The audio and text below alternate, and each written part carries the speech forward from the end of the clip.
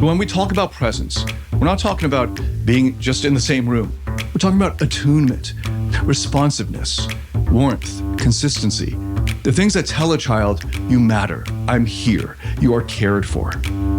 The loving presence of the parent doesn't just make a child feel loved, it builds the literal neural pathways that make happiness, self-worth, confidence, and love possible later in life.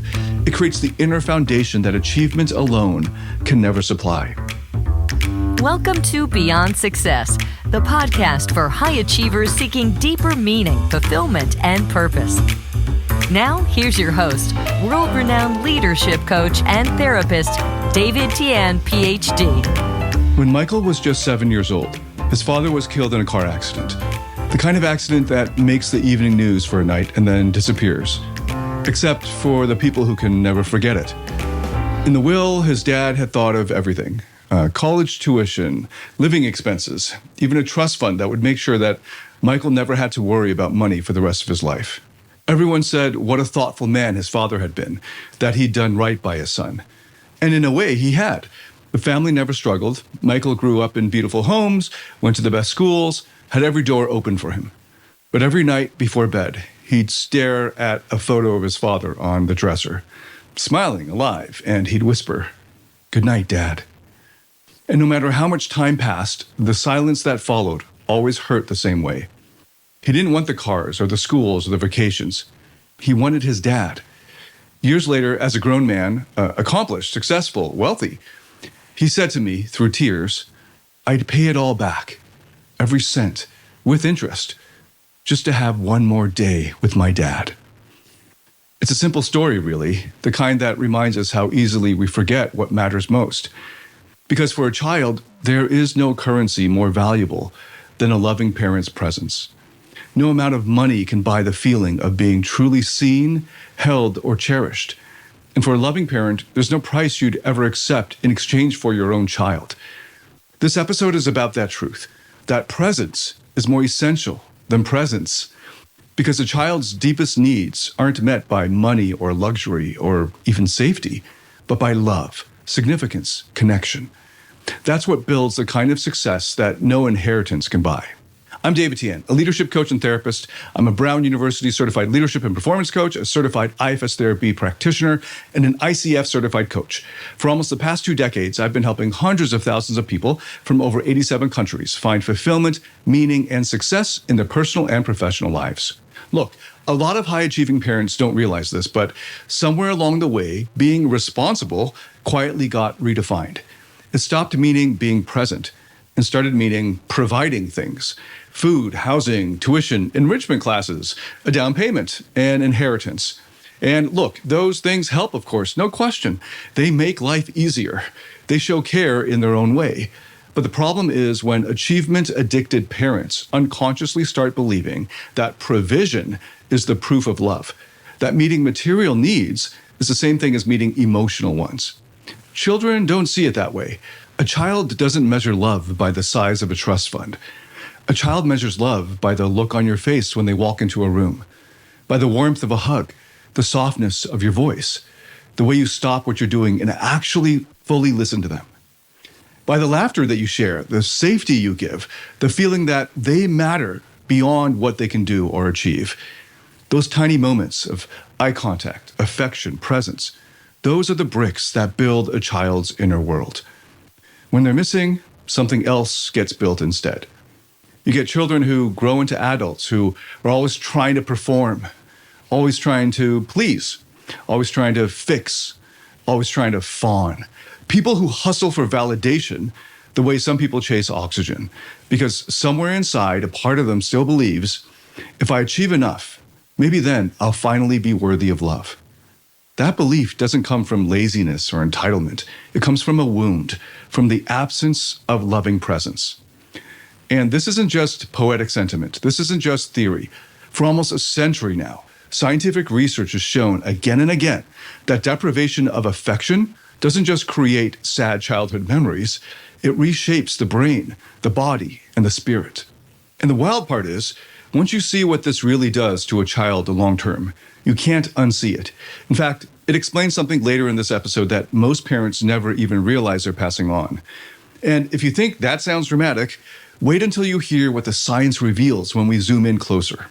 Because for almost a century now, researchers have been trying to understand why some children thrive, even in hardship, while others collapse, even in comfort.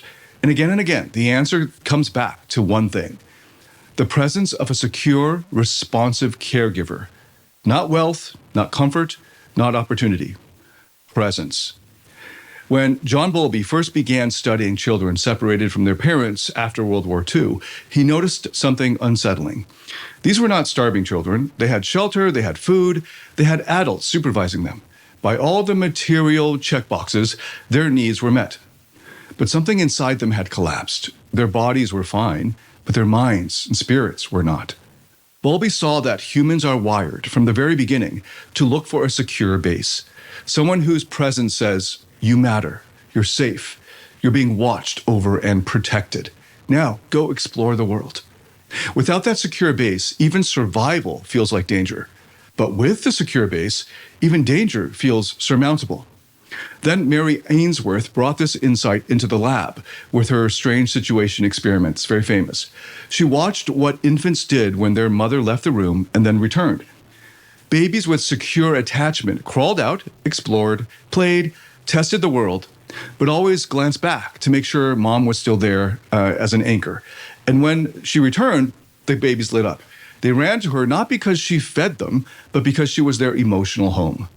What Ainsworth showed is that secure attachment isn't about spoiling a child or coddling them.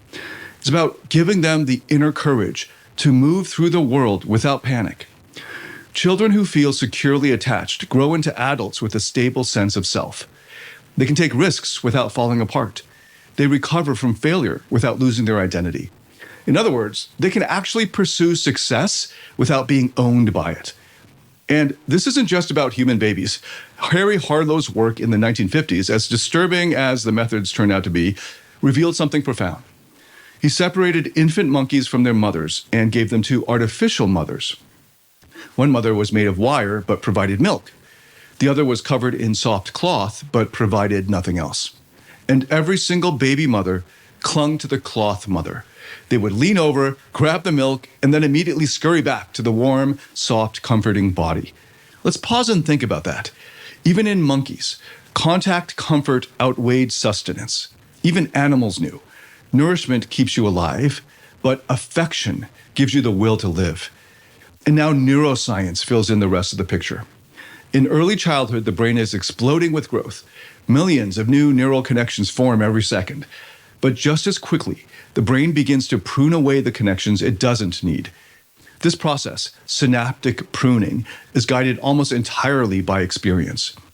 Which circuits get strengthened? They're the ones activated by the environment. And the most powerful environment a child ever encounters is the caregiver's emotional presence. Neuroscientists like Charles Nelson, Megan Gunnar, Bruce Perry, and the team at Harvard University's Center on the Developing Child have shown that serve and return interactions, those tiny moments when a child reaches out and the parent responds, literally build the brain architecture for everything that follows. Emotional regulation, stress tolerance, empathy, self-worth, even IQ and language development. When those interactions are missing or inconsistent, something else gets built instead. The amygdala, the brain's alarm system, then becomes hyperactive. Cortisol stays elevated for hours. Neural pathways for anxiety and distrust get strengthened.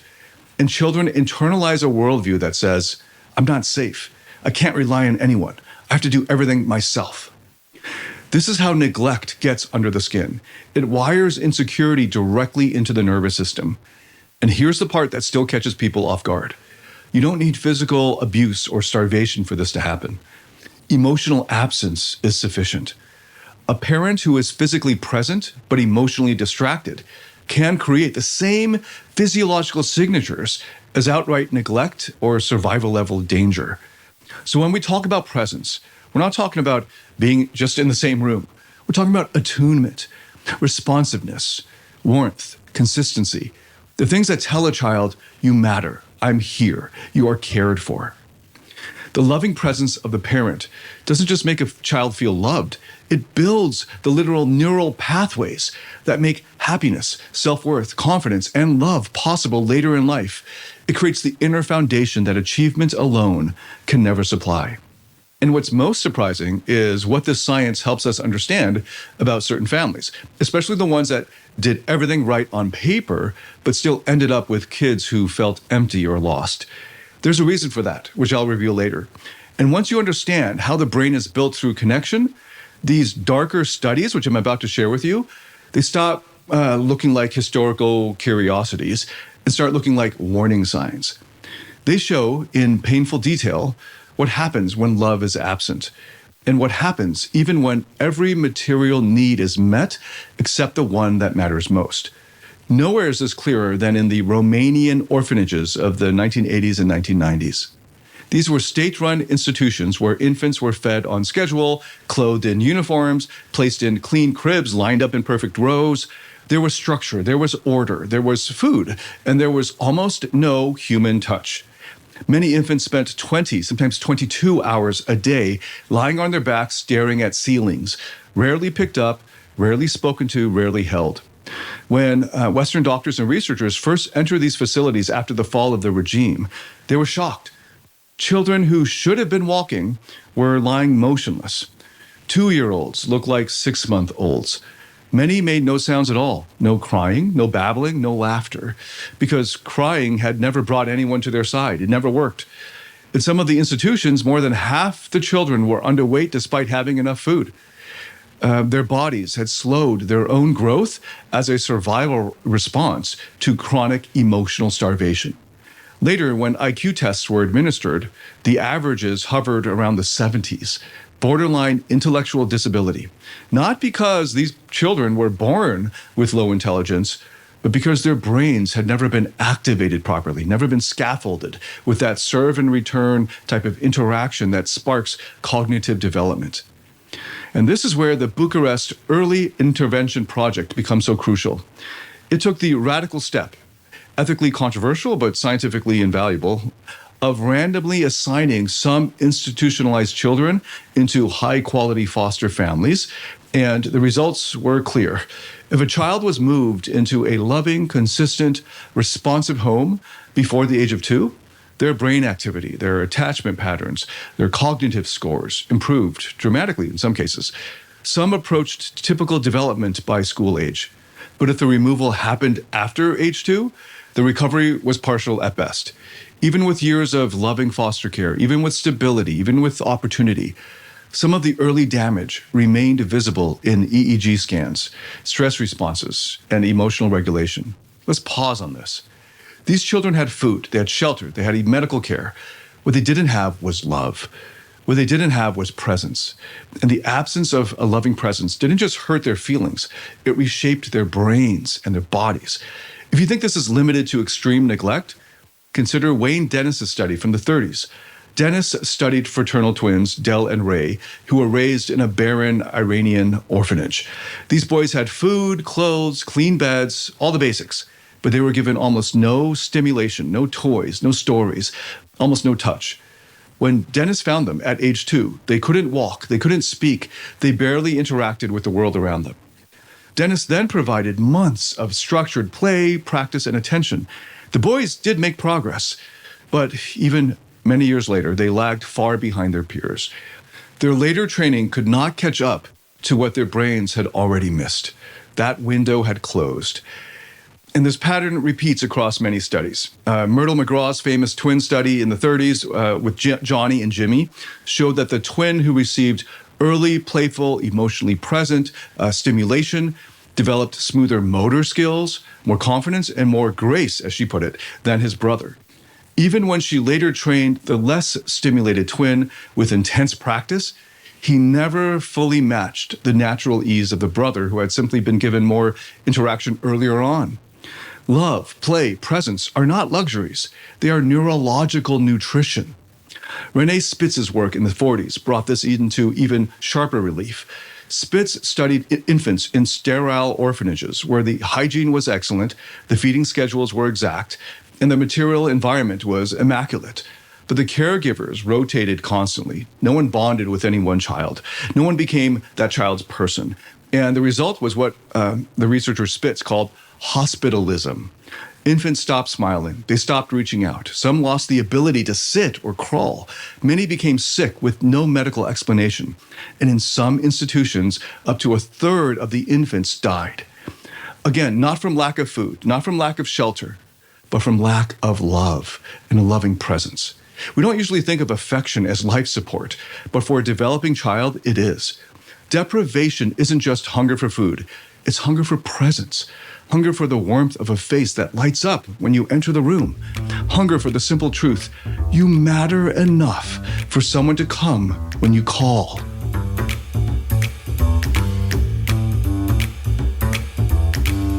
Sometimes success comes with a hidden cost. You might have built a career, a business, or a life you thought you wanted, but inside, maybe you feel burned out or unfulfilled. Or maybe it shows up in your relationships with your partner, your family, or your team, where no matter how hard you try, the same painful patterns keep repeating. If this resonates, I've got something you might be interested in. It's a free 2-minute assessment that helps you uncover the number one block that's been holding you back in love, in leadership, or in life. And once you take it, you'll get a masterclass tailored specifically to your results, so you'll know exactly where to focus to move forward. It's quick, it's practical, and it can change the way you see yourself and your path ahead. Take the first step right now at dtphd.com/quiz. That's dtphd.com/quiz.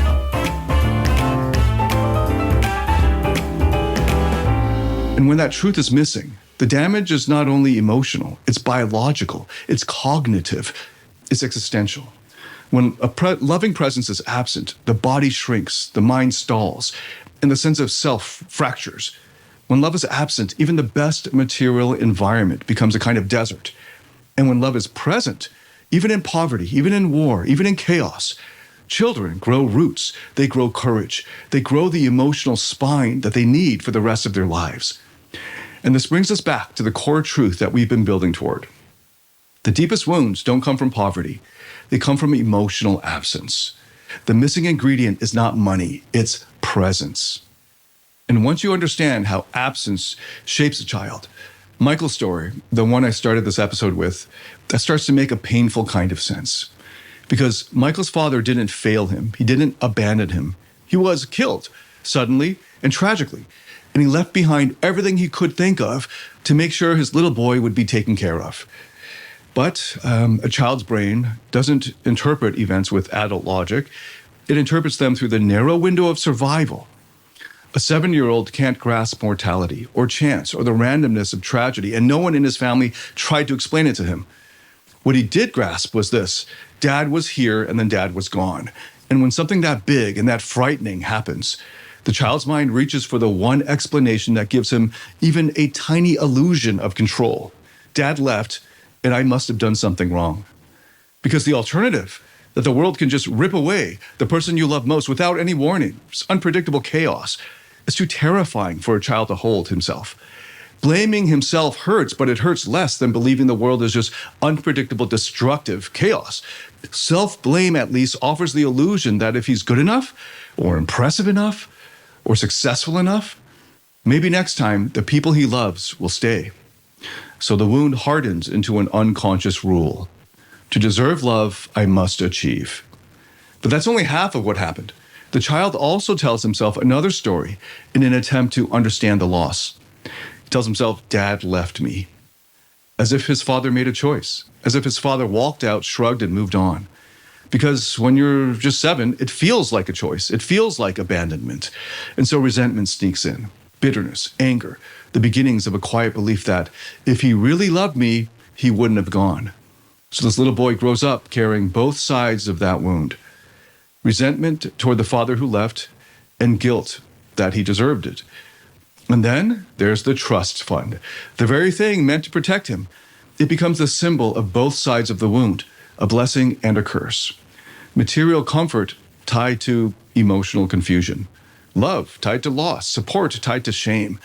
By the time Michael came to me, he was successful on the outside, but split on the inside. And that inheritance, this incredible, generous legacy, felt like evidence of a transaction. as if his father had paid his way out of being there. But through our work together, something finally shifted for him.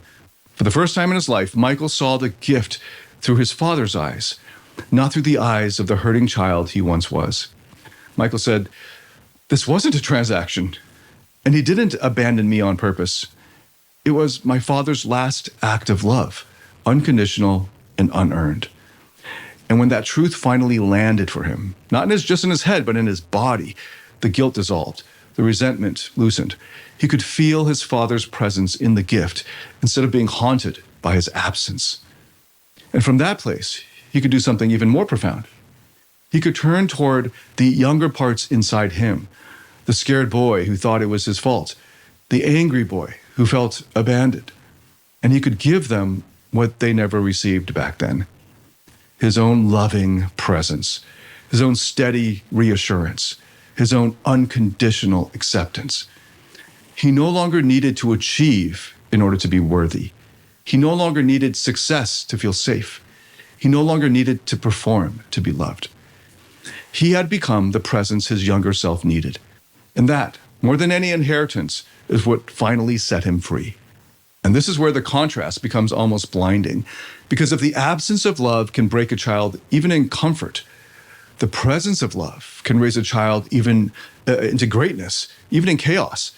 You see this in places that we don't usually look for inspiration: war-torn regions, refugee camps, cities flattened by conflict, places where parents don't have trust funds for sure, or private schools, or even safe streets. What they do have is their arms around their children when the bombs fall, their bodies shielding them, their whispers saying, "I'm here, I've got you." In Gaza, in the Congo, in Sudan, right now, parents living under the constant threat of violence find ways to give their children what even the wealthiest families sometimes forget to give: a loving presence. A mother rocking her baby to sleep in a tent while explosions echo in the distance. A father distracting his child from hunger with stories or jokes or songs, doing anything to keep fear from becoming the child's worldview. These parents have nothing by material standards, but when you talk to the grown children who survive and thrive in places like that, what they remember isn't the hunger or the danger. What they remember most is the way their parents held them, the way their parents looked at them, the way their parents made them feel when life felt like it was falling apart around them. You see this in stories far closer to home, too. Take Christopher Gardner in The Pursuit of Happiness, starring Will Smith. For almost a year, Gardner and his son were homeless, sleeping in shelters, sleeping in subway stations, sleeping in a locked public restroom because it was the safest place they could find that night. Gardner had no money to give his son, no security, no comfort. Nothing that most achievement-addicted parents would consider responsible providing.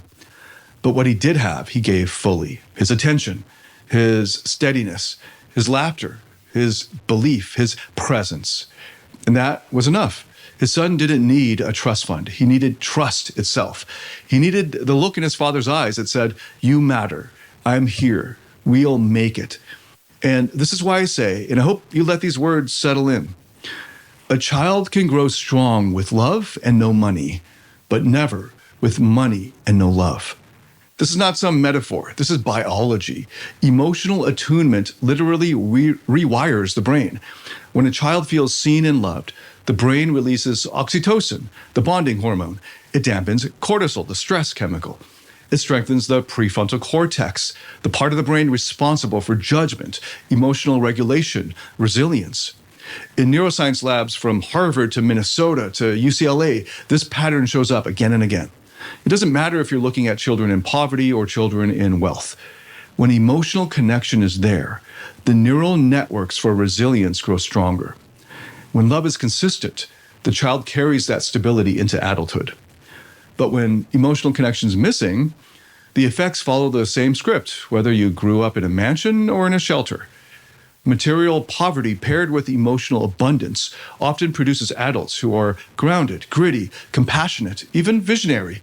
They grow into leaders who don't crumble at the first sign of failure because they learned early that security did not come from circumstances. It came from relationship. Material wealth paired with emotional neglect often produces something very different. Adults who are successful on paper, but hollow on the inside. high achievers who are addicted to validation, perfectionists who can't rest, narcissists who never feel enough, people who chase status, power, or approval like drowning men trying to gasp for air, because they're still trying to fill an emotional void created decades earlier. This is one of the great moral ironies of human life. The things parents kill themselves to provide, the school, the house, the tutors, the legacy, those things can be helpful, but they are not the foundation. And when they become substitutes for presence, they become obstacles to fulfillment. Every study, every survivor story, every piece of neuroscience keeps pointing back to the same truth.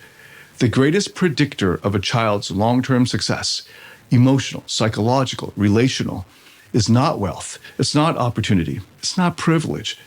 It's the felt sense of love, the certainty of belonging, the quiet, steady presence of someone who says, I'm here and you matter. And once you see this truth, once you really feel it in your bones, the question becomes, what do we do with it?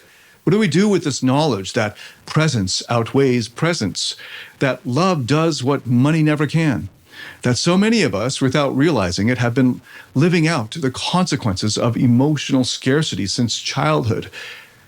This is where the healing is.